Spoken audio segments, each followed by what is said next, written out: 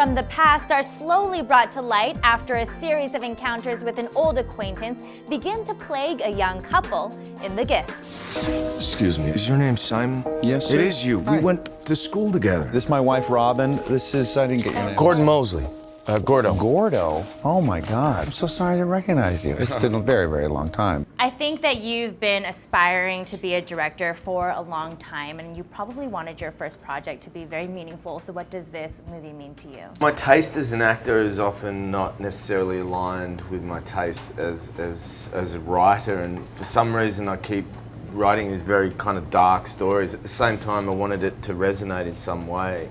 Welcome home, smiley face, Gordo. How do you think he got our address? From the moment I had the idea of a guy 25 so years out from high school literally getting a tap on his shoulder from someone who's like, hey, remember me? I knew that that was the great beginning for either a really broad comedy or a really dark story. That's an expensive bottle of wine. We should thank him. I believe that the bad things in life, they can be a gift. That guy's odd. He's a little socially awkward, but I can be like that. I haven't talked to anyone since high school, since I graduated, so I figure... Anybody. I don't. I don't talk to anyone Cut from and high run. school. Good. But also there's social media these days. So we have Facebook, so I already know what's going on in their lives, vice versa. They know what's going on in my life, need to so chat we don't to need to catch up. That's right. Let's read about him. I want to know what you were like in high school. In high school, I was, Working.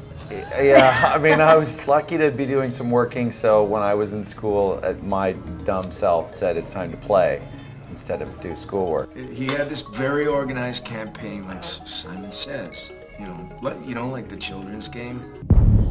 He's delusional, thinks that we're friends. Thanks for a lovely dinner. Fish food. You don't find that a little troubling? Yeah, I have run into lots of people from school, and some of them are still very close friends of mine. I actually went to my 20-year high school reunion, which was awesome and weird. There's no easy way to say this. Don't visit us anymore. You were awkward. It's just painfully awkward. I'm glad it's over.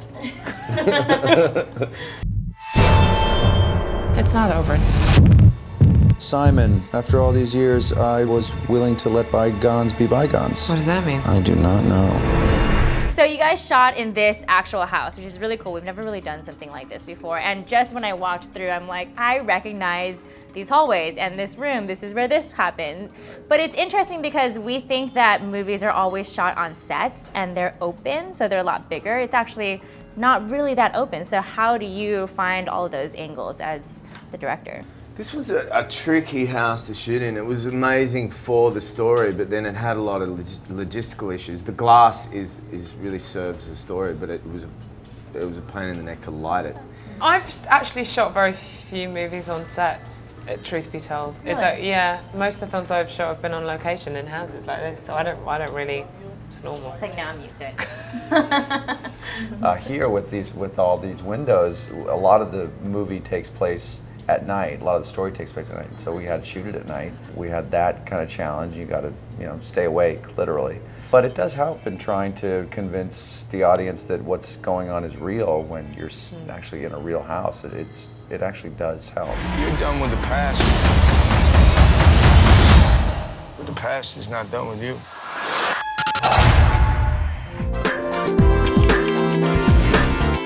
Made in Hollywood.